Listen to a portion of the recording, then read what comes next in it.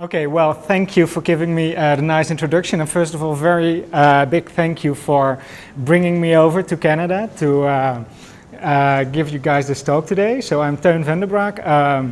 As he told me, I studied at Wageningen University, and since 2010 I've been working at Hendrix Genetics. I'm a laying hen geneticist. I had some short traineeships at pigs and at Salmon, so I will also address a little bit of that in my talk as well. And besides, you will get to see some other of Hendrix Genetics, its species, and what we are doing on animal welfare along the presentation. So the presentation will take about some 15 minutes.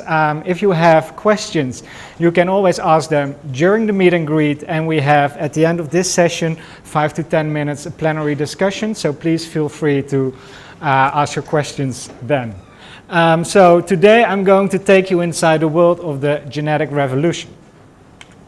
But first of all, I will start a little bit about Hendrix Genetics, and then with the revolution I will say where did it start, from phenotypes to genotypes, something about modern layer breeding program, because you guys would like to probably know more about that. How are we incorporating animal welfare in a day-to-day breeding operation? Then the risks of breeding, you might be aware of that. Then more about how to incorporate it into modern breeding programs and how to breed for the future. So something about the vision of Hendrix Genetics. So they are dedicated to generate solutions for the entire animal protein sector that meet the challenges for food production. Hendrix Genetics is one of the largest genetic suppliers of parent stock in the case of laying hens and of turkeys, or also parents for swine production, but you can also think about salmon production, etc.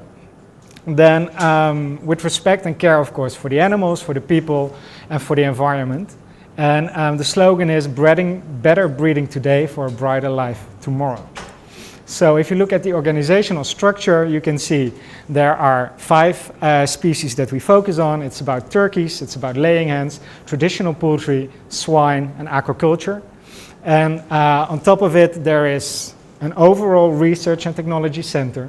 There are all the corporate services, and there is a special company called Hendrix Genetics Innovations. So there you can think about out of our current comfort zone technologies, and it's mostly about new phenotypes. Then if you look at the company, where is it located, you can see it's scattered all over the world. It has operations in 24 countries. So that's where we have really the barns and the people and our animals. We supply to almost every country of the world with market shares. For the laying hens, we are around 50% of the world. We have the market share.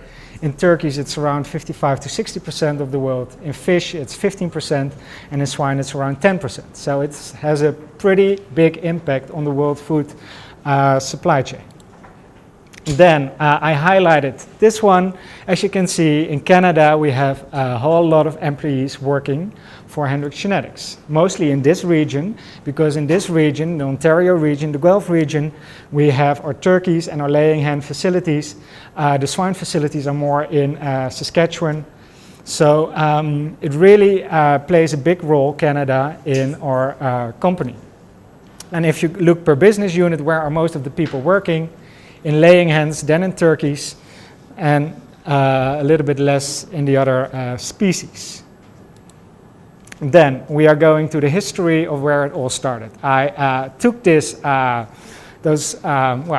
nice pictures of wakker dier. Wakker dier is a Dutch animal rights protection agency. They are very active, and they came with the term plofkip, which means explosion chicken, and it was nominated to be the word of 2014 to be the most popular Dutch word, because it has such an impact on our day-to-day society. And here you can see their vision, their thought on modern poultry production. So for example, if you look at the top one, you go from the theropoda towards the Gallus kiloknallus.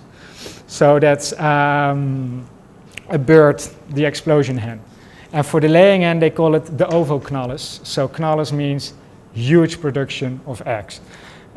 So that's their view on society, and I want to take away a little bit that view of the animal rights protection groups because for me it's more we are not breeding those animals, we are breeding more towards feeding the world, but also with respect for the species itself. I hope that can be my message as well at the end of today's talk. So if you look a little bit back where it all started, that all has to do with the domestication of species. Then when you look at the domestications of the laying hen, you can see it was already quite early domesticated, around 6,000 years before Christ. So that's the Gallus domesticus. It was derived from the Gallus, or more people might know it as the red jungle fowl. So this is the wild ancestor. Luckily, it's still alive today in the wild. You can still see it in large parts of Southeast Asia. And this was one I saw at Kaziranga National Park in Assam, Northeast India. And what is very common for this bird, especially for the males, is what we would call the eclipse molt. So at a certain period of year, they will lose a lot of feathers, and they will turn back black instead of the nice colors. And that's just for a few months, and they will start getting back the colors back in season when it's time to mate with the females. Then where the original domestication came from, it wasn't for egg production, but it was for cockfighting. So that's for us the biggest challenge we have today with feather packing. It already went wrong in the beginning because they were selecting the most aggressive birds. And nowadays we would like to have the most docile as possible birds with good egg production or good meat production, but they should not fight and kill and pack feathers with each other. So this was, when you go to that part of the world, you will see pictures of and decorations of cockfighting everywhere. It's really a big part of their culture. Then when all those years, in the 5,000 years behind, it was really, it wasn't about egg production so much. They had mostly ducks for egg production, and eggs were a very, very seasonal product. Then in the medieval period, it was a lot about ornamental birds. So back in Europe, most of the chateaus, of the castles, they had their own type of chicken. So they had those nice ornamental chicken. Here you can see some pictures of really nice Dutch breeds that were originated in the 16th, 17th, 18th century. So here is where really a lot of diversity started for the chickens. And in the end, you can translate all these chickens back to that red jungle fowl. But at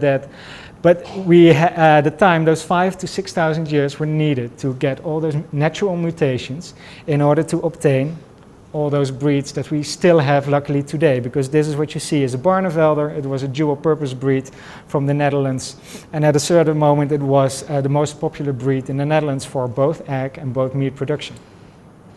This is a Dutch whitehead, beautiful ornamental chicken as well. But then, what happened at the end of the 19th century and in the 20th century, there was this guy called Mendel. So Gregor Mendel, that's what we would nowadays call the founder of modern inheritance. He originally came from the area where Alexandra comes from, so from Austria and that part of Czechia. There is still the Mendel Institute over there. And he was the one that saw that the inheritance patterns, he started off with peas. You've mostly got all those examples during your studies, I guess. So with the white peas and with, if you cross them with a red pea, you will get pink peas. In the F1 generation and in the F2 generation, you will get back to red, white, and pink. So he also did it for height and all those other kind of things. But it was not widely adopted until the middle of the beginning of the 20th century. Then also in those days, it was not only the Industrial Revolution, but it was also the Agricultural Revolution. There were more and more people, and people were in need for more food. People were living already in those days more and more in the cities, so the farmers had to be more productive because people became less self-sufficient. So there was Also the start of diversification in breeds, because people saw if we focus only on a single trait, we can be more efficient in that specific trait because there's a negative correlation between traits. So then it was those days when it happened that meat versus milk, meat versus egg, meat versus wool, or production versus reproduction. So this was more or less the starting engine for what happened in all the years afterwards. So here we're in the beginning of the 20th century, and in the middle of the 20th century, the pioneers of poultry breeding. Especially here, this guy to the left, some of you might know him. He gave a talk, I thought, last year or 2 years ago, Dr. Shaver. He's still among us, and he was the one who was responsible for the laying hen industry in this part of the world, and still his lines are there nowadays in our modern breeding program, the Shaver White, the Shaver Brown lines, and they are all over the world, his breeds. And this morning we saw them at your university as well. You all have the heritage Shaver lines, which were donated by Dr. Shaver. Then in the middle you will see Madame Studler. She was more or less responsible for the Isa Brown, which is the most popular breed in the world at the moment. And then Mr. Warren, he made a very big contribution in towards color sexing of day-old chicks. He was the one with his Rhode Island white male with the silver gene, which was responsible for the color sexing of day-old chicks that produce brown eggs. So the work that those people did is still very important in my day-to-day work, and we benefit from it really quite a lot. Then the animal farm revolution, so especially after the Second World War, there was this rapid shift from those multi-species farms towards specialized one-species farm. So there were developments in the housing systems where large-scale farming became possible with the same amount or even with a less amount of money. The invention of the tractors, all those kind of things, they made life pretty easy. It was also in that period of the days that they invented the cage systems, the traditional battery systems. The intensive production systems really became very intense in those days.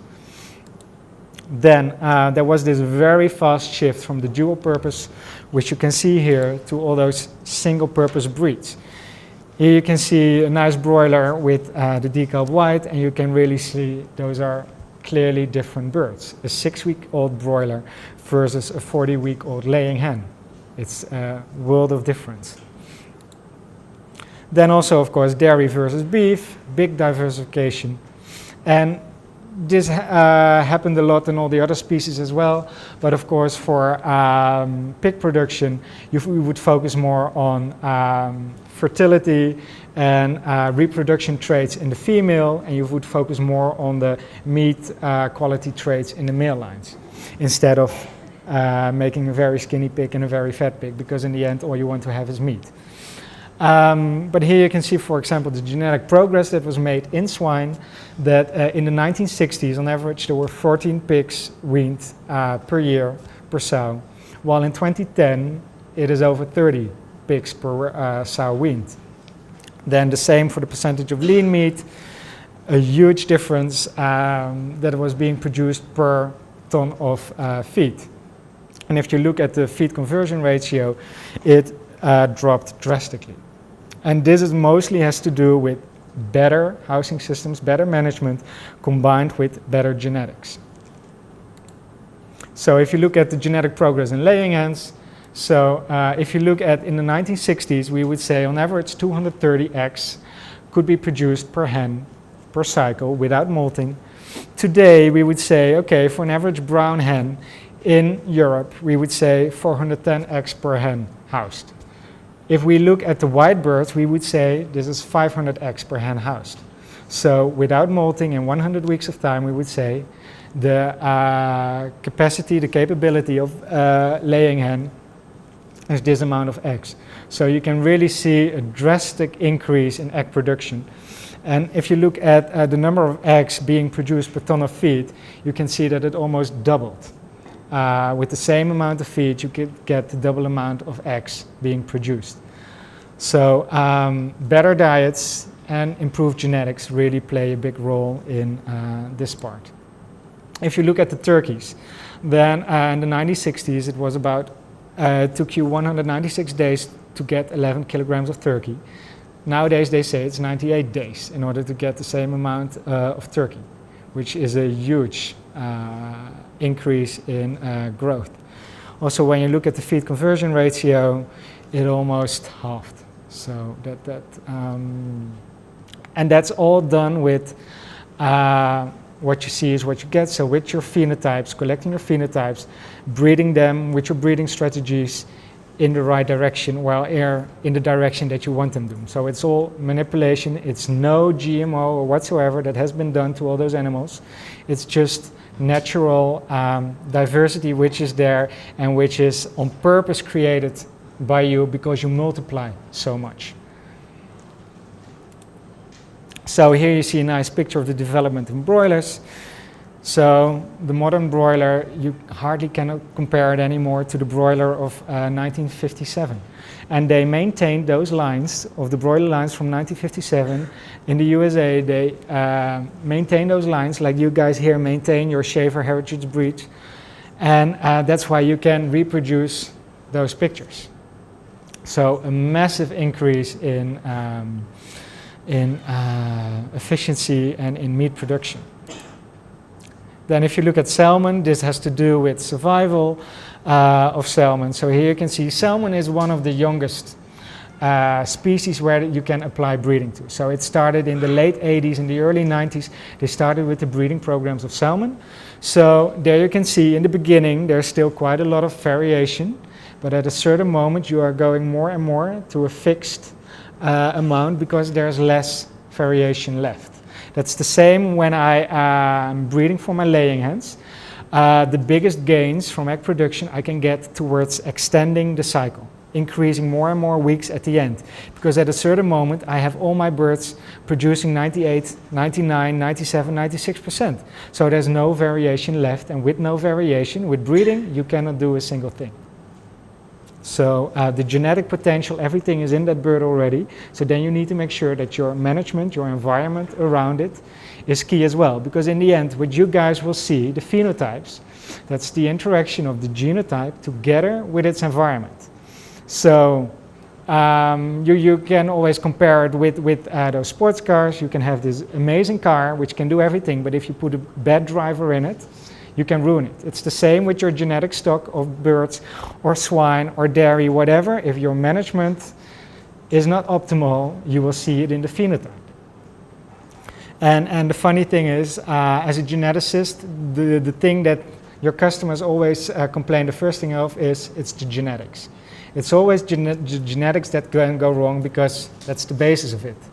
And but it's always that interaction. It's never the genetics alone, or when it's a single point mutation, yes, then it's clearly visible, you know, if the color should be brown and it's white instead, it's a mutation, but it's this interaction with everything. So another trend that is happening that has nothing to do with the birds itself, but with the trend in the companies. So if you look back, that 20 years ago, the industry looked completely different. In those days, there were still a lot of breeding companies around the world. Nowadays, when you look at it, in the 26 ownerships, it's either the Erich Weschohan Group or it's Hendrix Genetics. And even like with the broilers, you have the same pattern because a month ago, Erich Weschohan, they bought Grimaud, the French breeding company for broilers. So this trend is also causing a difference in the landscape. So most of the time people talk about a certain breed, a certain cross, whatever, which you can see in the breeders, but in the end, if you look at it, they all come from the same farm. Then, how was all that genetic improvement which you just saw, how was it achieved? Well, then we go back to the basics of genetics. I don't know if you guys got this formula in your studies or anything like it, but it's the genetic improvement over time. It all has to do with the accuracy of selection. So how reliable is the data of your birds? that plays the part in the accuracy. Then about the selection intensity. Do I need to select only just the top 1%, or do I need to take the top 10% into account to make my new generation? That has a big deal. If you look at the normal distribution, if you are, well, for you it's opposite, but if you are here on the top, then it really matters if you're really on the top, or if you move a little bit more towards the center. Genetic variation. Well, with no genetic variation, we cannot make any genetic improvement. So that speaks for itself. And then the generation interval, the faster you can create a new generation, the faster you will get your genetic progress. Because the genetics, the flow, goes faster towards the next generation. But in many cases, breeding takes quite some time. Why? Because that accuracy of selection, how confident are you that the bird that you are selecting is the best bird? That takes time, and especially for males in the case of dairy, because why? Bull will never produce milk himself. The same with chickens. A rooster will never produce a single egg himself. So what will you do then? You will take all the information into account of his sisters, his aunts, his mother, etc. But the most important information is coming from its progeny, from its own daughters. But then, of course, it takes time, first of all, to become mature, to make your daughter. The daughter should become mature as well. And she needs to have lactation records. So it really takes a lot of time. The same with chicken. It takes a lot of time before you have chickens producing up to 100 weeks of eggs. So those males are already 130 weeks of age sometimes in order to select them, if you are really the proven sires. But luckily there's new technologies that already at young age, with the help of genomics, you can make more accurate decisions on selecting the best sires at that moment. So that's where the benefit then comes from, because then your accuracy, it won't be as high as a proven sire, but it's still higher, but the big gain comes from a lower generation interval. Because instead of 130 weeks, you can already use that sire at 60 weeks with more confidence than before. So that's where the benefit comes from there. So that has more to do with this sheet, with the evolution of animal breeding. So before the 1960s, everything was about, okay, well, that rooster looks really great and has the great color, great appearance, it makes a good sound, etc. For the females, they have been recording individual egg production for years already. Already before the First World War, they were making individual records, just making use of trap nesting, and they would write down the number of the bird, and they would write down the number of eggs, but then they would select the birds based on what they actually performed themselves, and not with all the information of the family behind. So in the 60s and 70s, they were able to do the calculated selection. So then they were able to take into account already more family information into their modules, which was in the 80s and in the 90s. It was even further accelerated by using best linear unbiased prediction, which was BLUP, and by using those highly, for those days, the big computers, which make computing time much faster. And then in the zeros and in the tens, it is BLUP combined with genomic selection based on their DNA pattern. So with genomic selection, it has nothing to do with GMO or whatsoever. It is just you are trying to get more insight in the DNA profile of the bird and looking at favorable alleles or favorable genes. So if you say, okay, this, because when I have 2 full SIP males, or 3 or 4, until the moment that they don't have any progeny information yet, they got the same breeding values, because they got the same theoretically information from their parents, from their aunts, from the sisters, etc. So until that moment, I cannot make a single breeding decision unless for how they look like in real life. You know, if I look like, oh, this one has crooked toes or whatever, then I can say, okay, I will kick him out of my breeding program. But for the other 3, it's just, I have no idea, I have no clue. But with the use of genomics, you can get a better insight in its DNA profile, and you will go and look, okay, hey, these are the genes coming from its father, from its mother, etc., the alleles. And then you are going to look at the favorable combination that you like the best based on what is in your computer. What your computer tells you, okay, this has been proven that this combination is ideal compared to the other combination. So that's how we make use of genomic selection.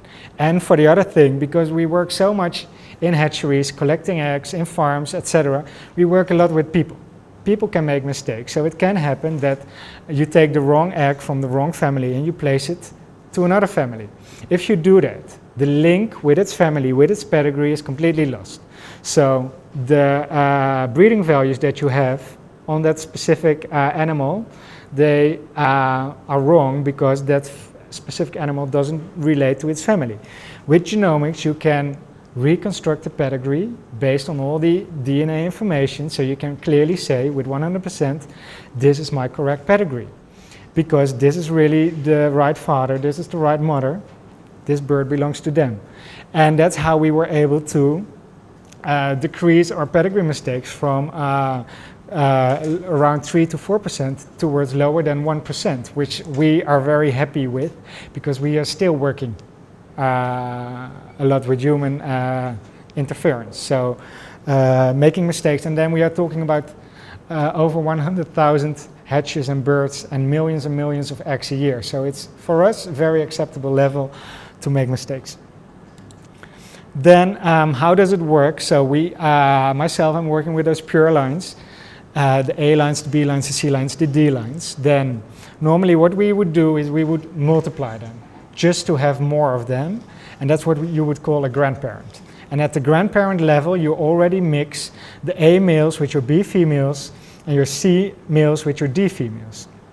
So the progeny that's coming out of it, which is called parent stock, that was originally the products that we were selling to our customers. We still do here in Canada, we sell parent stock to our customers, which are hatcheries, Canadian hatcheries, and they will have farms where they house their parent stock. They first rear them, then they house them.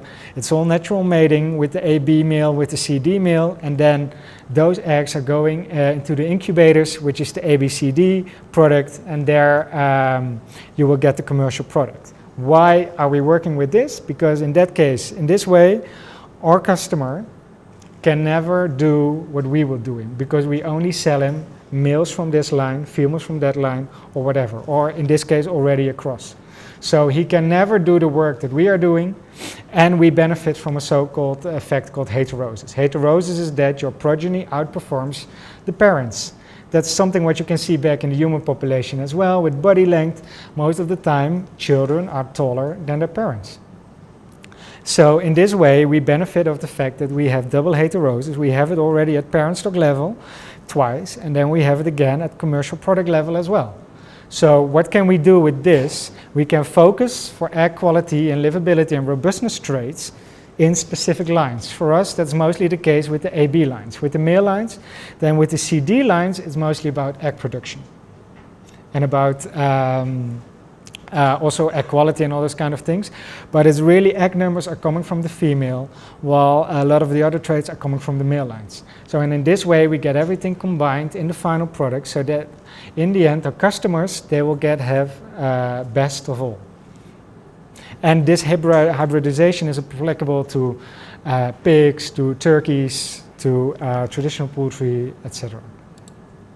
Then if you look at the multiplication factor, so with that one pure line of laying hens, in the end, she can be responsible for over 300 million eggs in the downstream final chain.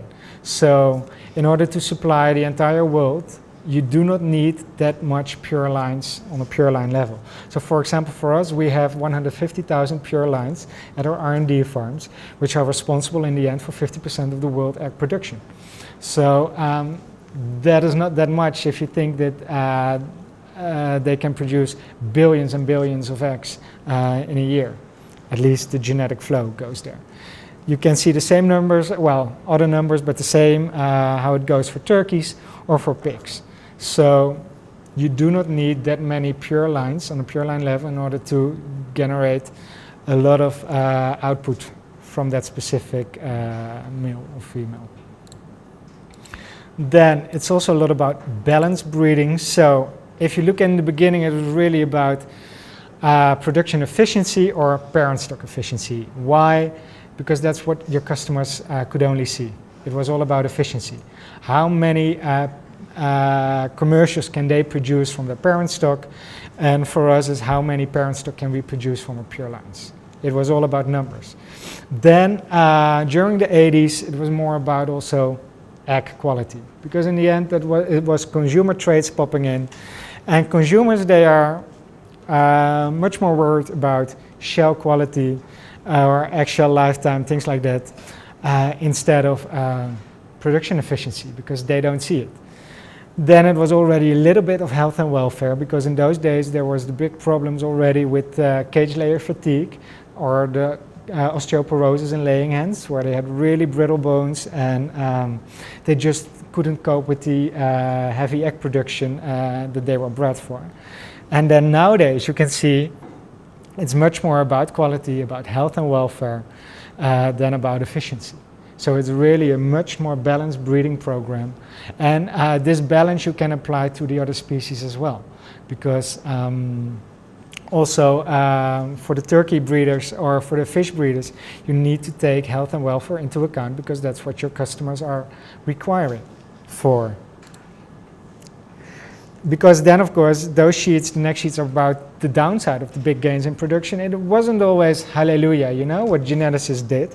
Because, for example, here, the Belgian blue cattle breed is known for the fact for its heavy musculature build. So, but as a negative effect of it, they were not able to reproduce themselves naturally. They were not able to give natural birth to their calves. So you had to do cesarean section, which is not in the benefit of the breed. Also here for broilers, very fast growth. Birds could get lame, birds were more sensitive to Mareks disease and things like that. So it's not only hallelujah, that birds are growing too fast and that their legs are not coping anymore with that heavy body weight. So all of those things are taken into account in breeding programs. It's the same with the laying hen industry. What to do with the other 50% of the day-old chicks that will never produce a single egg because of the fact that they are just males. For us, we need to take this into account in the breeding program. The same for male goats, or the same for male dairy calves. They all have the same problems. Because by breeding so much for efficiency, you get those super birds and super animals, in this case in only one sex, but the other sex, what to do with it? Because it's never as efficient as a broiler. And then people start complaining. I have this rooster, it's 70 weeks old, it is eating like crazy, but it's not gaining any weight or whatever. And if I prepare it, it's only bones. So those questions we need to address ourselves as geneticists as well in our breeding programs. And then besides, there are those problems, but on the other hand, there's always also this mismatch between the genotypes and its environment. Because there's this aggressive and stereotype behavior. It's the feather pecking and the aggressive pecking in turkeys, but the same in laying hens. We saw this morning the lines at Alexandra, the high and low feather pecking lines. So there's a lot of mismatch between the birds, how they behave in the system that they are in. The same with the pigs, tail biting, and with the stereotypic behavior of biting on the fences. And then it's the heavy broilers staying on very wet litter, which is causing the foot pod dermatitis and things like that. So a lot of health issues are a result of a mismatch between the genotype and its environment.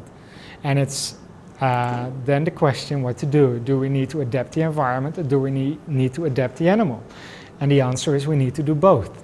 In that way we can have quicker solutions, because breeding takes a lot of time, and it's not only due to genetics all the time. So here we can see the trend that is going on nowadays in this part of the world. This trend has been there the past 30 years already in Europe. So the shift from the cages towards aviary or barn or free range organic, that is requiring a different bird. You cannot put specific breeds which were bred for cage systems into systems where they need to go outside. because some of the breeds that are bred for cage systems, they are bred for efficiency, efficiency, efficiency. It's all about input versus output. So not so much input, a lot of output.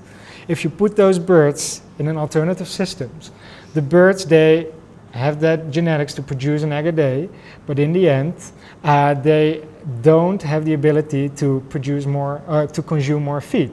Because when you are in an alternative system, you need more energy for your own maintenance, because you need energy for your walking, for your flying, for all those kind of things. So you need to have birds that have very good appetite for those systems. And egg farmers know it, because they know that, and they are willing to pay for birds that eat a little bit more, because they need to have those birds to be more robust, to be capable with all of a sudden a drop in temperature outside, or things like that. Because when that happens, when the birds are outside and temperature drops, they will put more energy in keeping their body warm, which is requiring also more feed intake. So there's this balance, but then luckily in modern systems, that is also translated back often in the egg prices. You will get a better egg price for eggs in alternative systems than eggs in cage systems. Hopefully, that's not also always the case. But changing housing systems is requiring also different birds. And then the possibilities of animal breeding, well, it has huge, huge potential. You can see here the example with the dogs. In the end, this is also all selection. There are a lot of breeding programs, especially for dogs. And you can see here the potential of animal breeding, because those two dogs, they have the same ancestor. And it's all there, it's all in their DNA. Of course, with mutations over 10,000 years of times, this is what you can get in the end. But that's why we keep our pure lines pretty big, because we need to have that variation in our lines. If we got fully inbred lines, we wouldn't have any variation, so we couldn't make any genetic progress. So we are always being told, make sure that you keep your genetic variation, but for us, that's our main thing, that's our key thing, genetic variation. So and another thing is the fact that the time that you have available. Nowadays, the breeding program, my breeding program for the laying hens, I need to take into account over 35 traits when I'm doing my selections. So I only have 100%, $100, which I need to spread over all those 35 traits. If I would only have one trait, I could make super fast progress just for that one trait. But now I need to divide it over all my traits, and I want to have all my traits going into the good direction. But then the thing is, many traits are negatively correlated with each other. So that's why breeds were diversified. Growth of broilers versus egg production in laying hens. That had a reason why they split it apart, because it was negatively correlated with each other. The same with milk production and so dairy cows versus beef cows. Negative correlations. So for us, it's key to properly define our phenotypes. For me, the biggest challenge is getting proper phenotypes. That's for me more worthwhile than all the investments in genomics and all that kind of things. For me, it's all about phenotypes, phenotypes, phenotypes, to make sure that what I'm measuring is what I want to measure, and that it's there in my database. So that's always when we have discussions with universities and things like that. Why can't you measure this and this and this and that? And for me it's fine, but of course taking measurements takes a lot of time, so a lot of money is involved, and often the phenotype is not that very well defined. So it's very hard to select for a non-defined phenotype. So how are we incorporating then those difficult traits in current breeding programs? For example, here we have new ways of phenotyping our birds. So this is what we would call the automatic nest. The birds can go inside the nest. The nest closes down automatically. When they produce an egg, it's being recorded. We know exactly the time that a hen spends in that nest. So that's a new trait. And because it's so fixed with the door going open and closing down, you know exactly up until the second how long a bird stays in the nest. That's one of my new traits that I need to incorporate in my breeding program. But because it's so accurately measured, I can take it into account in my breeding program. The other traits, for example, you can see there are cameras hanging, moving behavior of the bird inside this nice new system. For me, it's abracadabra to breed for that. It's almost mission impossible because, well, in the first thing I have got 60 birds in that unit. So how to track and trace the movements of 60 birds is very, very challenging. The same with perching behavior, very, very challenging. And I don't have people sitting in front of the cage or looking at it, and I don't have the statistical program yet to do it for 60 birds, to do it automatically. I have it for 9, I have it for 12, but it's very challenging. And I cannot have 60 colors of all my birds as well. So for me, those are my current challenges which we need to overcome into our breeding program. But another view is, for example, what we did is combining a broiler with a laying hen, so going back to a dual-purpose chicken. So that's what we did. And in the end, if you look at the broiler farmer, they will laugh at those numbers. 2 kilograms at 10 weeks of age. And for an egg producer, they wouldn't buy this chicken if they would only get 250 eggs at 70 weeks of age. They would laugh about it. So you can imagine we have this product, but nobody's buying it. Well, that's not true. We have niche markets which really love this product because if you taste the meat of the Isa Jewel, it's delicious. And you have proper drumsticks, which we would have everywhere. I hope that, what is the name of the chicken company from Kentucky Fried Chicken, that they can introduce it because you have a proper bone to hold when you are eating your drumstick. But for example, California, the girl from California, there she is. We sell a lot of those birds to California. It's a highly valued product over there, and it's not valued because so much of the meat of the males, but of the meat of the females. So they will slaughter the females at 17 weeks of age because they have somewhat higher body weight. They have nicely developed ovaries, which will give a very nice fatty flavor to the hen's meat. So that's a new market that just pops up just by using it. And of course in developing countries they love it because they will never get, because of the environment, that there's not so good management as they could have here in the Western world. And they are already keeping their males for meat production. So if you can offer them a product which is more efficient on both types, they adopt it very well. So that's helping very well.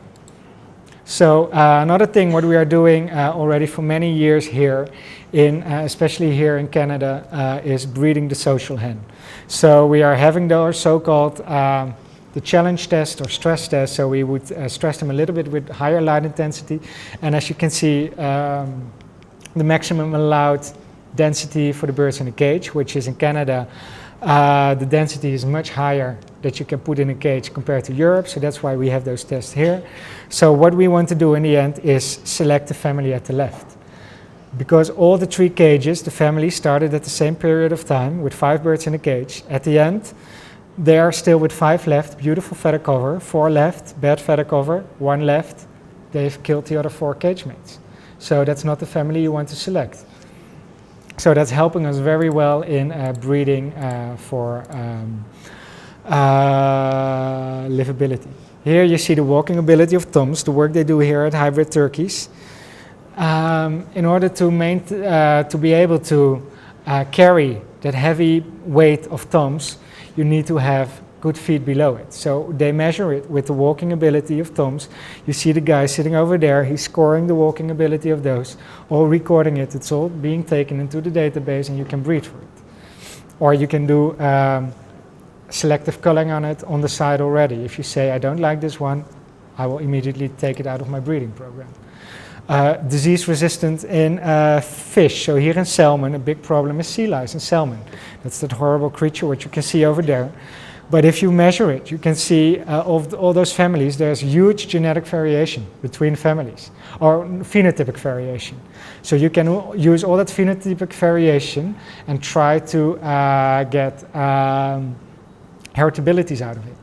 try to see if there's a genetic component involved in resistance for, in this case, this creature. Or what we are doing with pigs is optimizing birth weight as a base for finishing performance by making sure that you are selecting for pigs that are at birth over 1 kilograms, because birds that are over 1 kilograms at birth have a higher chance to survive until weaning. So all those kinds of traits are incorporated in our current breeding programs. The same is that we show our commitment and involvement in other welfare topics, like the keelbone consortia, where I know Alexandra from, is that we did a study together with the University of Bern, and there we saw that there's huge variation between our birds, between breeds of our birds, and keelbone damage in those breeds. The same what we're doing with intestinal health together with Wageningen and the Feed for Future consortia, trying to find solutions in the microbiota. This is what you're doing here with the gut health as well, interesting project. And a big project that we are doing already for many years is selecting low and high natural antibody lines. And what we are finding out now, the first articles are being produced, is that there are big differences in E. coli resistance between those high and low natural antibody lines. So the challenges that we have in breeding for animal welfare is that it needs to go step by step.